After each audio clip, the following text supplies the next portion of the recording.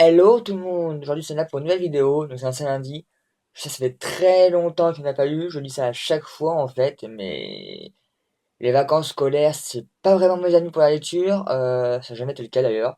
Mais là, la rentrée approche, même normalement demain, enfin même aujourd'hui, c'est bon on est dimanche, donc lundi j'ai repris les cours. Donc qui dit cours dit train, dit ennui, dit lecture. Enfin du moins je l'espère, sinon ça peut la catastrophe. Mais bon, donc là, j'ai eu panne de lecture, enfin, un mode d'envie, surtout qu'on fait beaucoup de choses en été, et on pense pas forcément à lire, enfin, du coup, on n'a pas beaucoup moins de temps. Mais j'ai quand même lu un peu, pas beaucoup, par rapport à la période que j'aurais dû lire en temps normal. Mais bon, c'est pas grave, on va commencer directement à ce que j'ai lu, ce que j'ai pas lu, tout simplement. Donc le premier que j'ai lu, c'est pas celui-ci, c'est celui-là. Il s'agit du tome, pas un ni 4 ni rien, un tome de U4, donc de la version de Jules, de Carole Trébor, qui est sorti le 27 août aux éditions Nathan et Syros. Donc, et juste après, j'enchaînais avec le tome suivant, donc que j'ai de Corridon de Yves Grévet, toujours chez U4, toujours chez Nathan et Cyrose, qui est sorti le 7, enfin, 27 août. Donc voilà. Donc pourquoi deux tomes, pas tome un, tome 20, tome 2 en fait, c'est justement que c'est une histoire, l'histoire d'un virus qui s'appelle U4, qui est diffusé dans le monde et tout le monde est mort sauf quelques adolescents qui ont survécu. Comment on ne sait pas. Mais ils ont survécu parmi tous ces cadavres, ce monde dévasté. Et du coup, il faut bien qu'ils fassent leur nid, tout simplement. Et on suit les aventures de quatre personnages, donc Coriden, Jules, qui sont là, et il y a aussi Stéphane et Yanis, que je n'ai pas sous la main, du coup je n'ai pas lu. Donc voilà. C'est une histoire avec quatre personnages en même temps chronologiquement. Donc voilà, tout simplement, on suit leur point de vue, ils vont se croiser tout au long du récit. C'est assez sympathique. Même si pour ma part je préfère celui du Jules, j'aurais dû le lire en dernier. Malheureusement, le hasard a fait que je l'ai lu en premier, puisque je trouve que c'est celui qui a le plus d'action. Enfin, les deux en ont, mais Corridon est assez loin, puisqu'ils vont se regrouper à Paris. Et on a toute une phase où elle fait le trajet, où elle n'est pas forcément dans les conflits directs, et tout ça, alors que Jules est directement à Paris. Donc il est directement mis au feu de l'action. Et bah voilà, et souvent, en plus que Jules et Corridon sont très liés, puisque c'est ceux qui se croisent le plus. Enfin, Yanis et Stéphane se croisent beaucoup. Et Jules et Corridon sont l'autre binôme, entre guillemets, sur les quatre, même si on tous les quatre se croiser. Donc du coup, quand j'ai lu Corridon, il y avait un peu moins de surprise sur l'histoire, sur le contenu, même si la fin de Corridon m'intrigue totalement, puisque du coup, je sais pas quoi penser de la fin. Ils sont totalement en opposition l'un de l'autre. Donc du coup, ouais, c'est quoi la fin? Tout simplement. Donc je pense que si j'ai l'occasion de me le lire, Yanis et Stéphane, je le lirai aussi.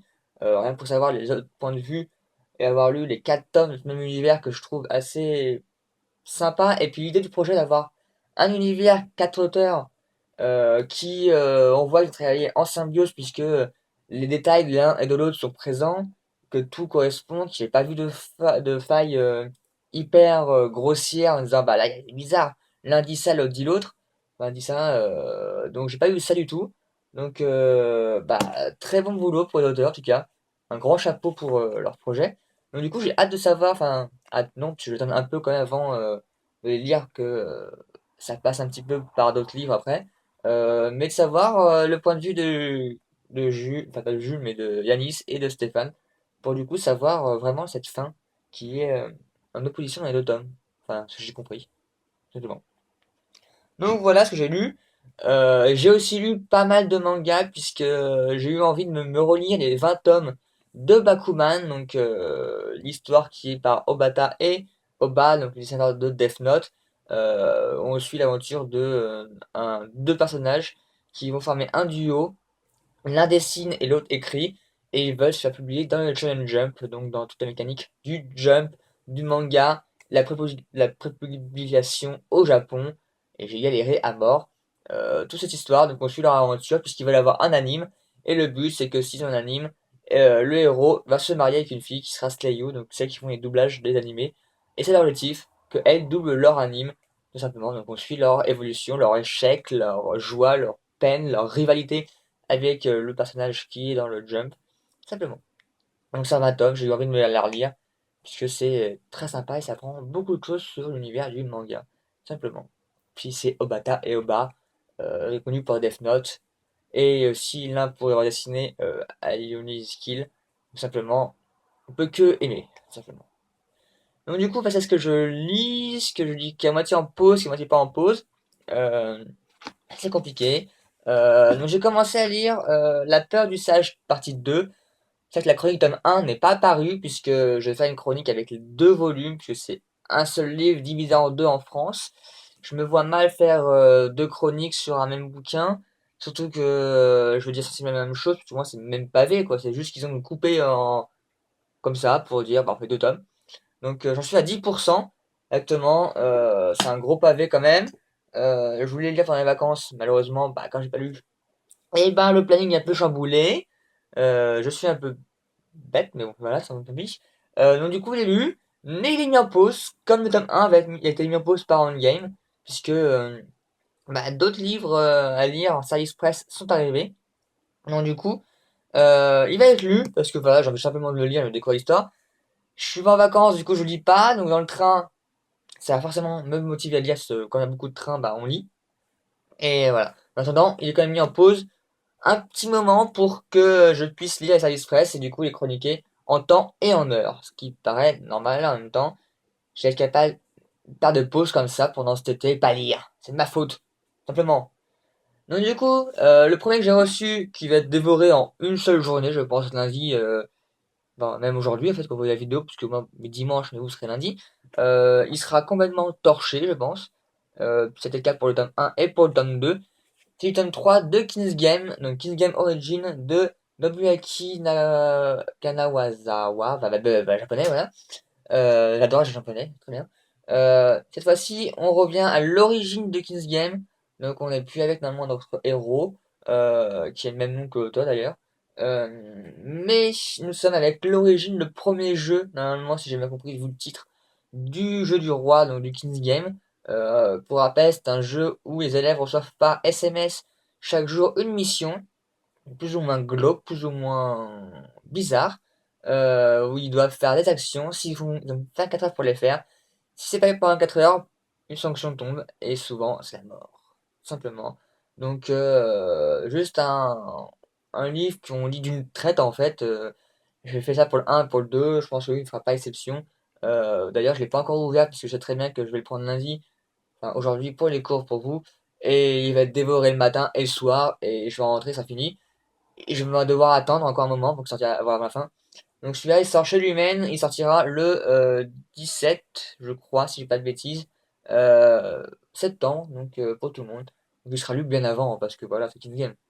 Il va falloir encore attendre après pour avoir la fin. Enfin, la suite. Heureusement, lui-même, il sort assez rapidement. Et autre livre qui va passer aussi avant la fin de la peur du sage 2, qui va passer entre les deux en fait, juste après King Game.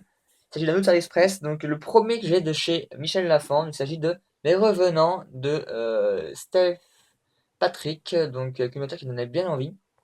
J'avais pu le voir avant de partenariat avec eux, puis le hasard a voulu que je sois partenaire avec eux, et que du coup, ben, j'ai l'occasion de le prendre. Donc, l'histoire a l'air assez intrigante, avec des morts qui revivent, on sait pas pourquoi, l'histoire de meurtre et tout. En tout cas, la voiture donne bien envie. Cet enfant qui est bien flippant, c'est des yeux globuleux, c'est très bizarre. Mais ouais, il donne bien envie.